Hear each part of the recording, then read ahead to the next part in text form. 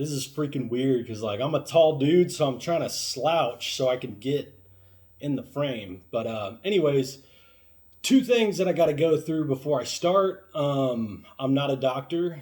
I have absolutely no medical background. I am not recommending anybody do anything in this video. This is strictly for informative purposes. Only do what your doctor tells you to do, okay? So HCG. Now, there are a ton of myths out there about HCG, okay? What most guys are going to tell you is you only take HCG to keep your balls if you're injecting testosterone, and that is 100% false. Well, they also say to keep your fertility. That is also 100% false. Testosterone replacement therapy does not make you infertile.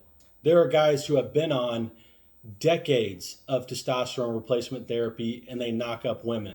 There have actually been studies that have been done to see if testosterone was a viable birth control option for men. And guess what? It failed because you can still maintain fertility on testosterone. Now, will you be as fertile as before you got on testosterone? No, but it does not make you infertile. So don't think that the only reason to go on HCG is because you want to remain fertile or you don't want to lose your balls, because there's many benefits to being on HCG past those two purposes. Now, doctors that are experienced with HCG and their experience with testosterone replacement therapy, the main reason why they throw it in is because it enhances the testosterone replacement therapy. So let's say you started taking testosterone and you feel a lot better, right? Your libido's good, your energy's good, everything's good. The purpose of HCG is to take you from good to great. So the reason why a lot of doctors put people on HCG with testosterone is not to remain fertile or keep your balls. It is to enhance your mood beyond what testosterone can do, enhance your libido beyond what testosterone can do. What are some other benefits? I can't say that you're going to be at an advantage strength and muscle wise with HCG. There is a theory out there that your body processes the testosterone more efficiently with HCG in your body. That is just a theory. It hasn't been proven. The way that I think is if I could make testosterone naturally still and take testosterone, why not have both? And why not feel better than I can? So there's many reasons why I take HCG and why a lot of doctors recommend HCG. I want to remind you up front, if you do not want to mess with fertility at all, like having kids is something that is super, super duper important to you and you don't want to screw with anything, you need to be on HCG immediately. Because I understand, like, to a lot of people, it's so important to have kids. And just because I said you can still have kids without taking HCG, I wouldn't even take the chance. You know, I would make sure that I keep everything the same as before and get on the HCG. Now, one more thing too. You don't know how you're going to react to the HCG. You have no idea. So what I recommend is people, and I'm not your doctor, only do what your doctor says, but what I would do for myself is I would get on the testosterone first, assuming that you're not worried about fertility. I would get on the testosterone first and wait at least 3 to 4 weeks. See how you feel. Okay? Then add in the HCG. You see what I'm saying? If you take your testosterone and then you backdoor it with HCG on your first shot of test, you don't know what the HCG is doing to you. You don't know if it's making you feel worse, if it's making you feel anxiety, if it's, I don't know all the possible side effects, but there are a small percentage of people that do not respond well to HCG. So what is HCG?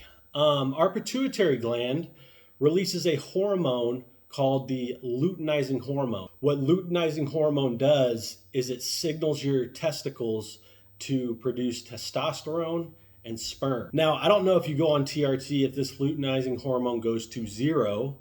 I would speculate not, because how are people still knocking people up? But it goes down, and there's no doubt about that. Now, HCG does not turn this hormone back on. What it does is it mimics this hormone, the luteinizing hormone. So your testicles cannot tell the difference between HCG and your luteinizing hormone. Either one is going to do the same thing. It's going to keep your balls making testosterone and keep it making sperm at the same rate.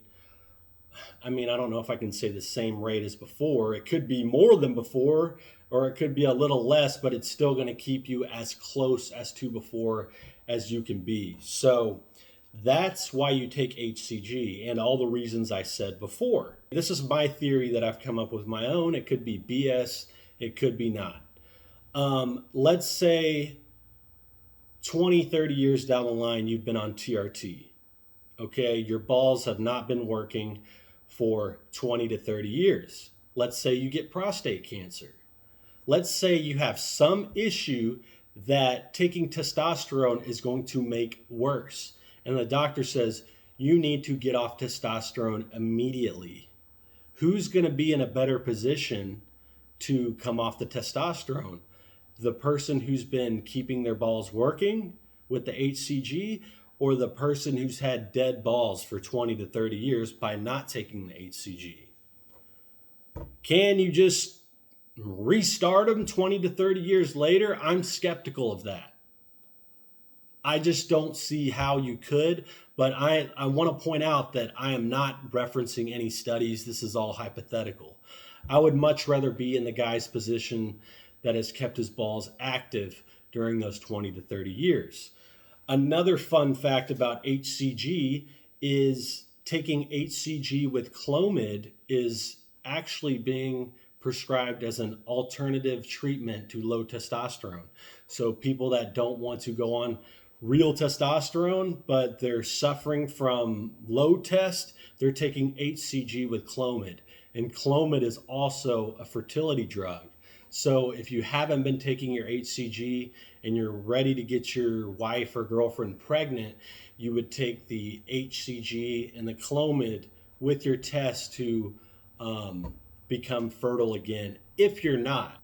What I would personally do, because I can't give medical advice, I would see if I could get my girlfriend or wife pregnant on testosterone by itself, if that's what you've been on for a long time and you just want to remain on the testosterone, and say like 3-4 months go by and you haven't been able to get her pregnant, that's when you would add in the HCG and Clomid to get your fertility up, and you should knock her up in no time. I would say the tricky thing about that is you don't know if she's the infertile one. Okay, so don't just assume that you're the infertile one. Make sure that she is fertile. So don't just automatically assume, man, it's been 3 or 4 months and I just don't think I'm fertile anymore. Make sure y'all go to a doctor and test if she's fertile. If she's fertile, it's you. So at that point, you need to take the HCG and the Clomid. Okay, now that we've gotten that out of the way, the minimum dosing that doctors recommend is going to start at 250 IUs twice a week. I like to take the absolute minimum amount of HCG. So if you guys aren't aware, or any gals that may be watching this, aren't aware of a guy named Tony Hughes with Elite Athlete, he did an experiment where he was on a heavy cycle, specifically tren. Now, tren has a lot of nasty side effects. It's one of the most suppressive steroids that you can take. A lot of people that take it will feel their balls shriveling up.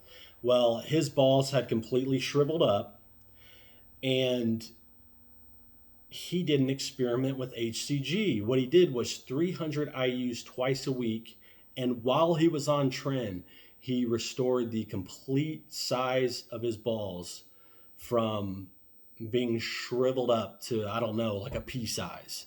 So it just shows how powerful HCG is. You don't have to get crazy with the dosing. I think 500 IUs a week is perfectly fine. Now, what you're going to want to get is bacteriostatic water. Now, what bacteriostatic water is, it's the most sterile water you can get because it has a tiny bit of alcohol in it that's going to kill any germs. You can get sterile water, but it's not going to keep your HCG good for a long time. With bacteriostatic water, you can use your HCG once mixed to up to 2 months. With sterile water, I think it's like 2 weeks. So don't get cheap. Buy your bacteriostatic water. You can get it on Amazon like I did. And then this is the bottle of HCG that was prescribed to me. Small little bottle, 10,000 IU. Just to let you guys know, I already popped the cap off each of these. If you've never used this stuff, there's a cap that comes on, you pop it off. Now, a lot of people get so confused on the dosing because the HCG comes in a powder. Okay, so you're going to determine the dosing. So don't think this is 10,000 IUs of HCG that any amount of water is going to be fine, because you're going to have to determine the dosing by how much water you put in. So let's do some math here. 10,000 IUs of HCG. Let's say you want 1,000 IUs of HCG per milliliter, which is this is a 1 milliliter syringe. Now, the reason why I buy little insulin needles for HCG, it's because you're going to inject the HCG subcutaneously.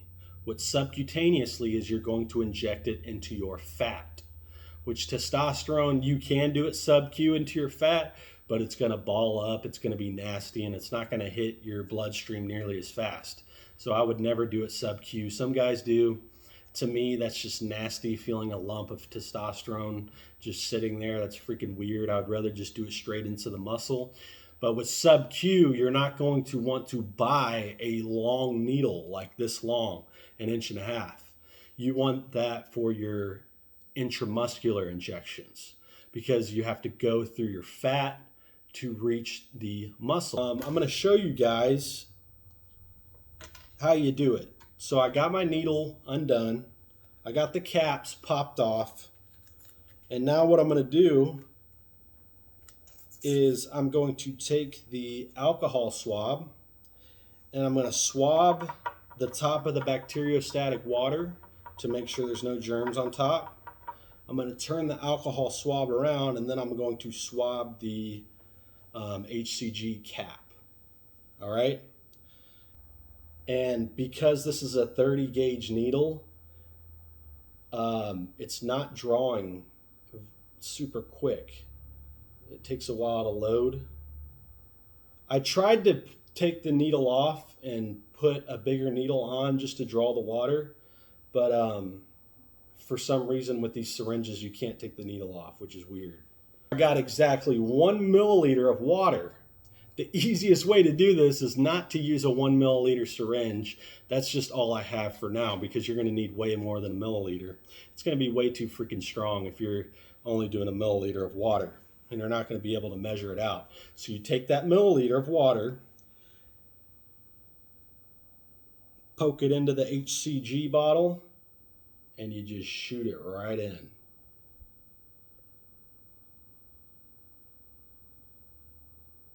And it's filling up. I got 1 milliliter in there. Don't shake it, okay? So now I know I can't fit much more in there, but I want to stay accurate. You don't want to just keep pushing water in there without, keeping account of what you have in there. So when you can't fit any more water into the bottle, you're going to press down like that, and it's just going to not let you. So that's how you put as much water in there as possible. I did it sloppy because I know it's going to be on camera. I'm going to add up all the water that I put into this bottle. Once I get the answer of how much HCG I have in each milliliter, from there I'm going to be able to determine how much water that I need to inject sub-Q to get 250 IU of HCG. So I hope this video helped. Please subscribe, please share, and thank you for watching.